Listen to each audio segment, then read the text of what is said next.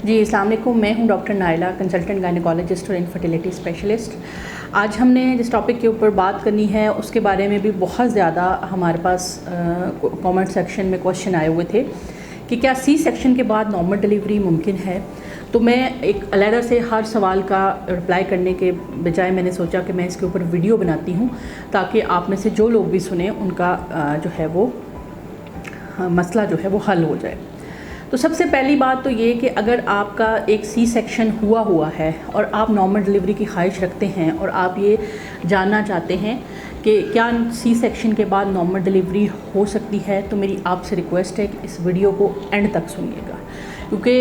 And तक मैं आपको डिटेल से वो सारे क्राइटेरिया बताऊंगी कि जो आपके अंदर होने चाहिए तो आप नॉर्मल डिलीवरी का ट्रायल लें, वरना आप नॉर्मल डिलीवरी का ट्रायल ना लें। तो आइए हम बात करते हैं कि वो कौन सी ऐसी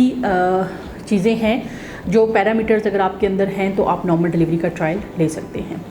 सबसे पहली बात तो ये है कि आपका एक से ज़्यादा सी सेक्शन नहीं होना चाहिए, यानी सिर्फ वो लोग नॉर्मल डिलीवरी का ट्रायल ले सकते हैं जिनका पहले एक सी सेक्शन हुआ है। जिनके 2 या 2 से ज़्यादा सी सेक्शन हुए हैं उनके अंदर नॉर्मल डिलीवरी बहुत ज़्यादा रिस्की हो सकती है।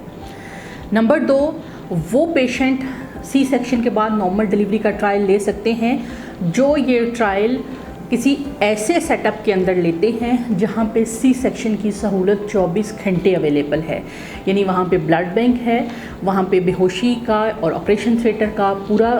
जो है वो अरेंजमेंट है। उस सेटअप के अंदर आप नॉर्मल डिलीवरी का ट्रायल लें, क्योंकि इसके अंदर किसी भी वक्त एमरजेंसी की सूरत में ऑपरेशन करना पड़ सकता है।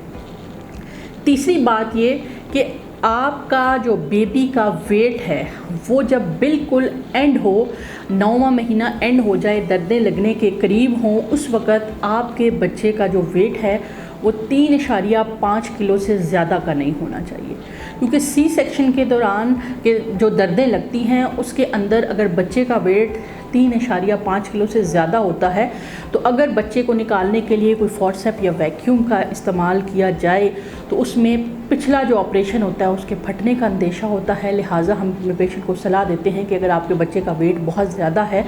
तो आप नॉर्मल डिलीवरी की तरफ ना जाएं। इसी तरह से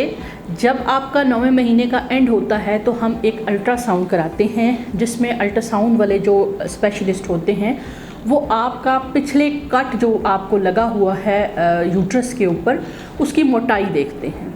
अगर उसकी मोटाई 2.5 सेंटीमीटर या 25 मिलीमीटर तक हो तो हम आपको नॉर्मल डिलीवरी का ट्रायल देते हैं। अगर उससे कम हो तो हम ये सलाह देते हैं कि आप नॉर्मल डिलीवरी की तरफ ना जाएं। इसी तरह से WHO और जो American board of obstetrics and gynaecology है, उन्होंने ये कहा कि अगर आपका पिछले बच्चे की उम्र 18 माह से ज़्यादा है, यानी आपकी प्रेगनेंसी के अंदर एक बच्चे से लेकर दूसरे बच्चे की पैदाइश तक कम से कम 2 साल का वक्फा है, तो फिर आप नॉर्मल डिलीवरी का ट्रायल लें, क्योंकि जो सी सेक्शन का स्कार होता है उसको मुकम्मल तौर पर अपनी स्ट्रेंथ पूरी करने के लिए मिनिमम से मिनिमम भी 18 मंथ्स रिक्वायर्ड हैं।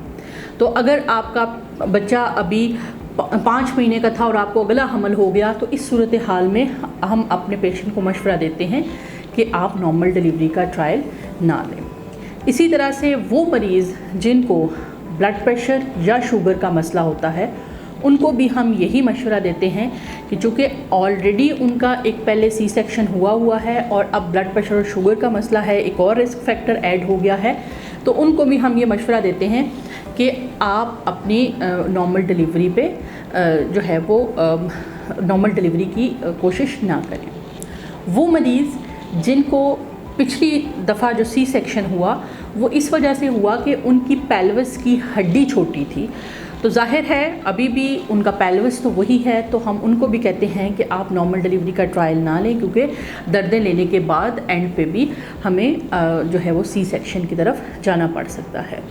इसी तरह से वो मरीज़ जिनकी यूट्रस के अंदर फाइब्रॉइड हों और साथ में उनका एक ऑपरेट भी हुआ हो, तो ये इनके अंदर भी नॉर्मल डिलीवरी सी सेक्शन के साथ थोड़ी मुश्किल हो जाती है, तो लिहाजा हम उन्हें कहते हैं कि आप नॉर्मल डिलीवरी की तरफ ना जाएं।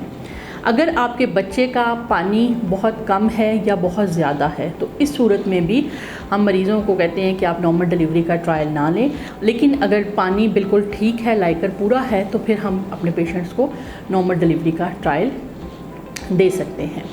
बच्चे के अंदर कोई इन्फेक्शन हो तो भी हम नॉर्मल डिलीवरी की आपको सलाह नहीं देते हैं।